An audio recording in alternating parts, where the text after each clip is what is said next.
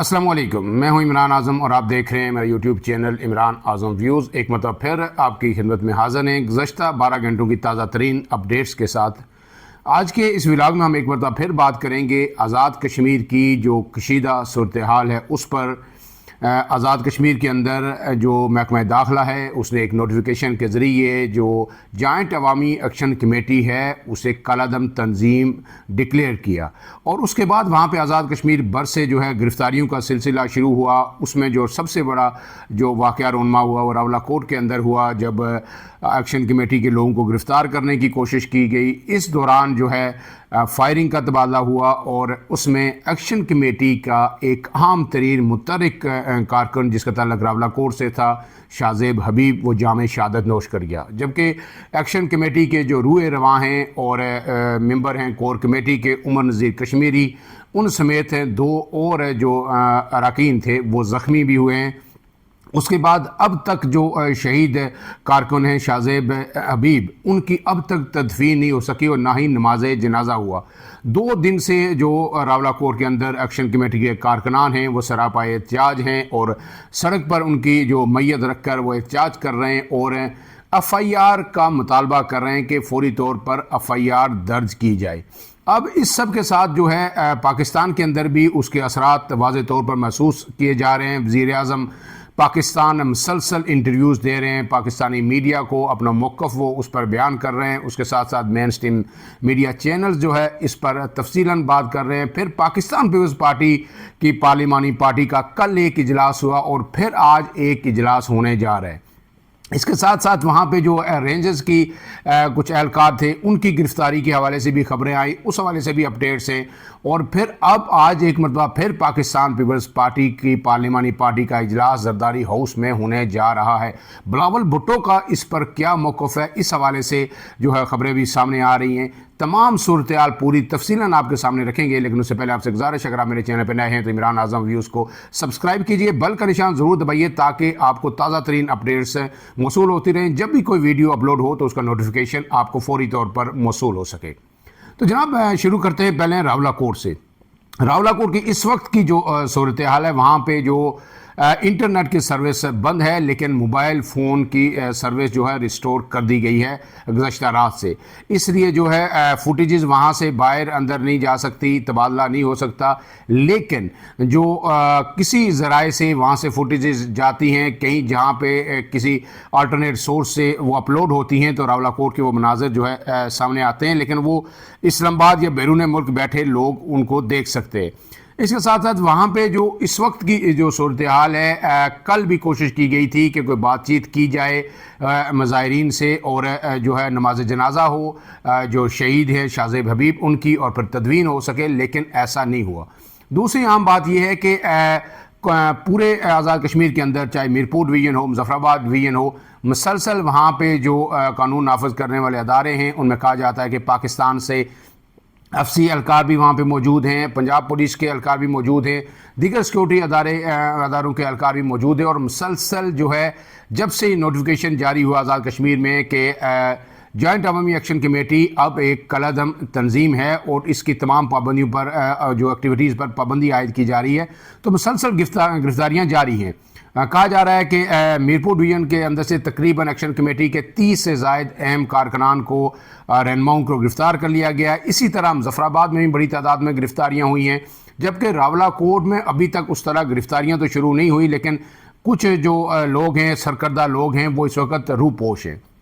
उनमें जो ज़ख्मी कोर कमेटी के जो अहम तरीन मेंबर हैं उमर नज़ीर कश्मीरी, उनका भी गुज़श्ता रात जो है एक वीडियो पैगाम नामालूम मकाम से आया जिसमें उन्होंने तमाम सूरत हाल जो उनके साथ गुजरी वो बयान की, लेकिन उसके साथ साथ उन्होंने अपने तमाम लोगों को यह हिदायत की कि वो बिल्कुल पुरअमन रहें और ये भी कहा कि किसी सरकारी अमला को नुकसान ना पहुँचाया जाए, गाड़ियों को नुकसान ना पहुँचाया जाए, सरकारी जो इमारतें हैं उनको नुकसान ना पहुँचाया जाए। हम अपनी जो हुकूक की ये जदोजहद है ये पुरअमन अंदाज में आगे बढ़ाएंगे।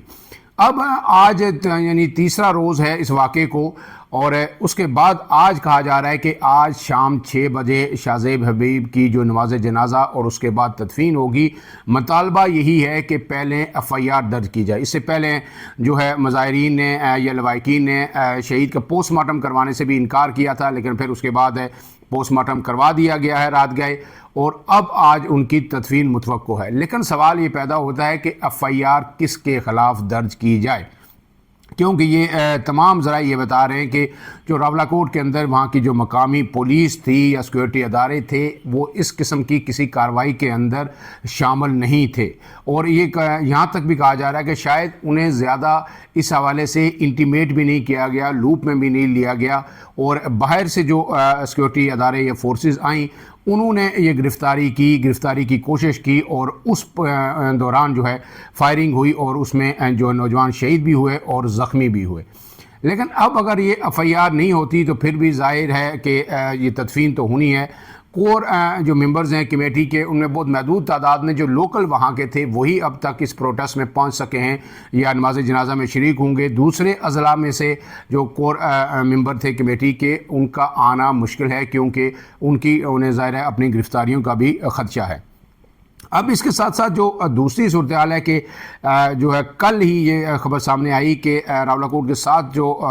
मलिका डिस्ट्रिक्ट है, डिस्ट्रिक्ट सुनूर थी, उसकी हदूद में जो है मुज़ाहिरीन ने जब सड़क बंद की, जो उमर नज़ीर कश्मीरी ने रात पैगाम भी दिया और कल से मुख्तलिफ़ सड़कें बंद हैं कि आज से ही 9 जून के बजाय आज से ही शटर डाउन, पहिया जाम और जो है लॉकडाउन शुरू कर दिया जाए। तो फिर जब ये सड़कें बंद हुई तो उस दौरान कोई 2 से 3 गाड़ियों को रोका गया, जिसमें कहा जा रहा है कि वीगो गाड़ियां थी, ब्लैक 2 और एक वाइट, और उनको रोका गया तो उनके अंदर से मुज़ाहिरीन जो थे या जो कारकुनान थे एक्शन कमेटी के, उन्होंने भारी तादाद में असला वहाँ से पकड़ा, और फिर उसके साथ साथ तकरीबन 10 से 12 लोग उन 3 गाड़ियों में सवार थे। और उनसे जब पूछा गया कि वो कौन हैं, तो जो ड्राइवर्स हैं, जो वीडियोस हमारे सामने आई हैं, उन्होंने कहा है कि हमें नहीं पता, हम से ड्राइवर्स हैं, हमारी गाड़ियाँ रेंट पे हैं, हम रेंट पे आए हैं और हमें भेजा गया है कि हमने ये असला लेके बॉर्डर पे जाना है। तो फिर जब उन लोगों को जो मुज़ाहिरीन थे उन्होंने यरगमाल बना लिया, उन्हें महफूज मकाम पर मुंतकिल कर लिया,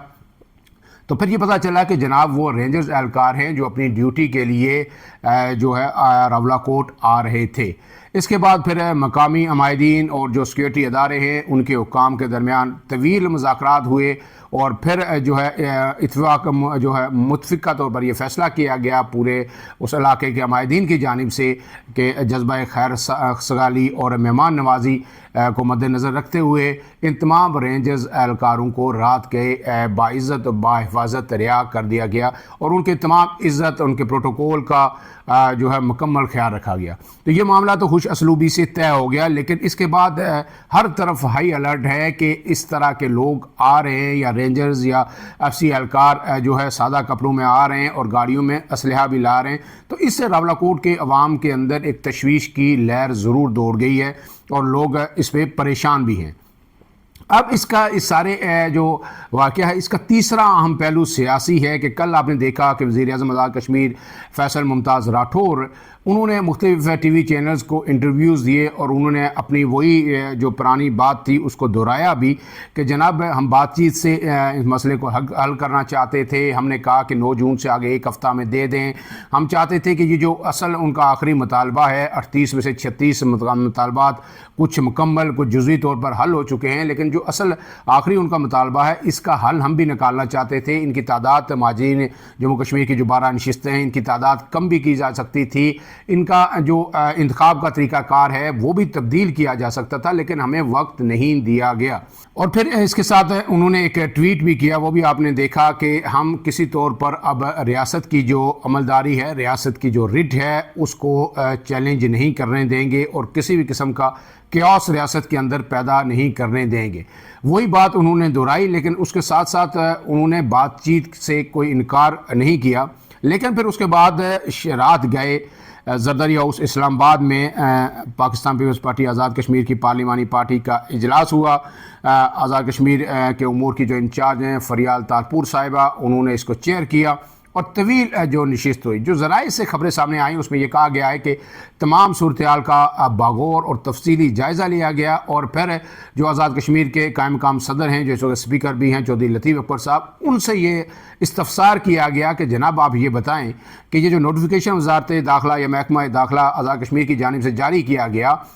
ये किसने जारी किया, आपको किसने कहा था, किसकी हदायत पे ये जारी किया गया। तो उस हवाले से ज़ाहिर है चौधरी लतीफ़ अकबर साहब ने अपना बयान भी दिया होगा। आज़ाद कश्मीर के वज़ीर आज़म और बाकी जो लोग हैं उन्होंने जो है फरियाल तालपुर साहब को बताया होगा कि किसके कहने पे क्यों जारी किया गया, उजलत में जारी किया गया, अचानक जारी किया गया। जबकि वज़ीर आज़म आज़ाद कश्मीर तो कह रहे थे कि मुज़ाहिरीन आएंगे, हम वज़ीर आज़म हाउस के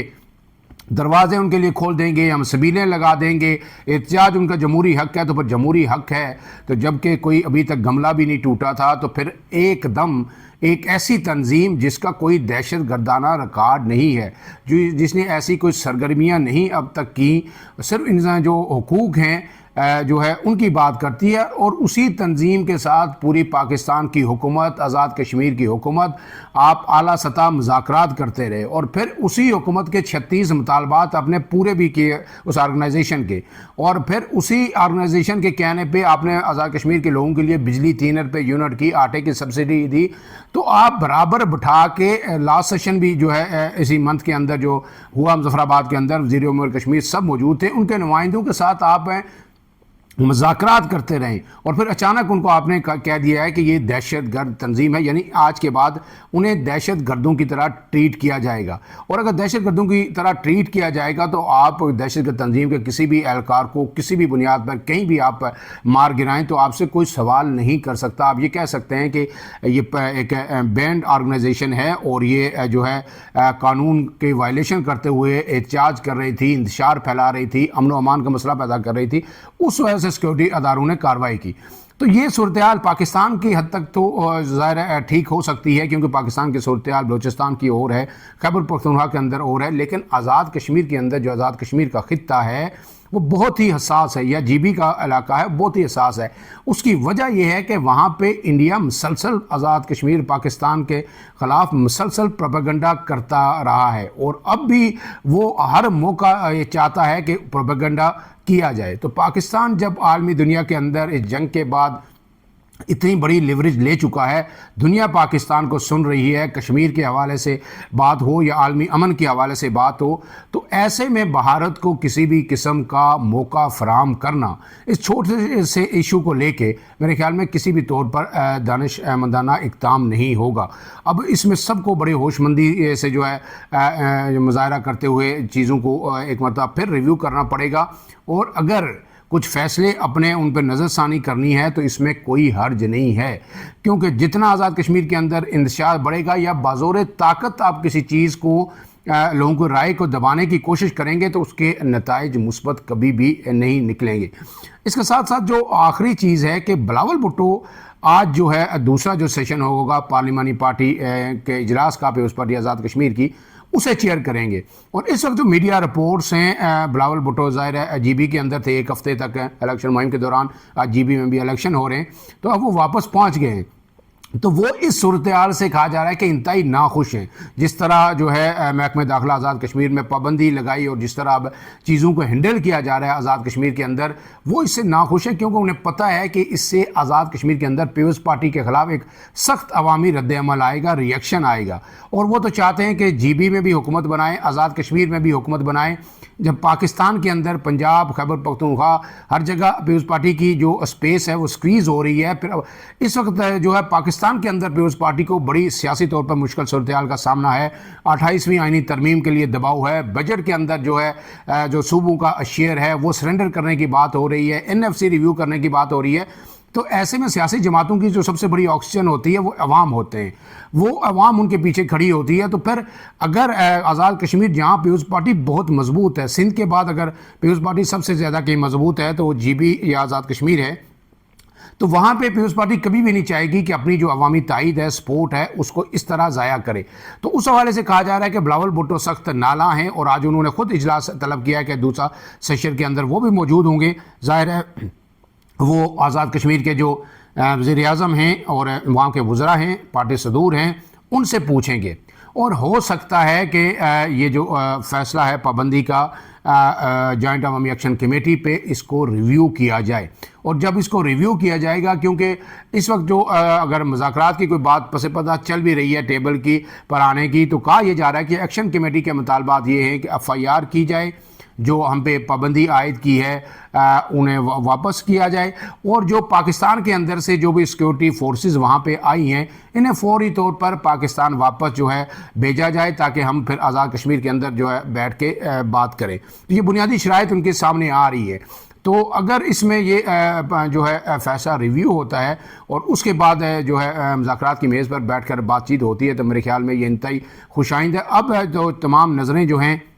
पीपल्स पार्टी के हवाले से जो होने वाले इजलास पे हैं, अगर आज़ाद कश्मीर में पीपल्स पार्टी की हुकूमत है, बिलावल भुट्टो यहाँ से हदायत जारी कर देते हैं कि जनाब ये फ़ैसला वापस लिया जाए या मुज़ाकरात फौरी तौर पर जो है एक्शन कमेटी के साथ शुरू किए जाएँ, हम ऐसी किसी सूरत हाल के मुतम्मिल नहीं हो सकते, तो फिर उसके बाद ये जो खेल मज़ीद दिलचस्प हो जाएगा, इसलिए कि शायद उसके बाद फिर अदारों का रद्दअमल भी आएगा। शायद उनकी जो अपनी सोच है वो बिलावल भुट्टो के सामने या पीपल्स पार्टी आज़ाद कश्मीर की हुकूमत के सामने रखेंगे, लेकिन उसके बाद तो कोई ये की जानी चाहिए कि कंसेंसस के साथ एक फ़ैसला होगा और जहाँ पे आपका सेंस प्रिवेल करेगी। और आज़ाद कश्मीर के अंदर ये जो अफरा तफरी का माहौल इस वक्त हमें नज़र आना शुरू हो गया है और जो मज़ीद बढ़ सकता है, इसको फौरी तौर पर काउंटर किया जाएगा और इस मसले का हल भी महाजरीन की नशिस्तों का भी टेबल पर निकलेगा। ये नशिस्तें ख़त्म नहीं होनी चाहिए, मेरा ये ज़ाती अपना ओपिनियन है, लेकिन ये कम ज़रूर होनी चाहिए। इनका तरीक़ाकार भी तब्दील किया जा सकता है,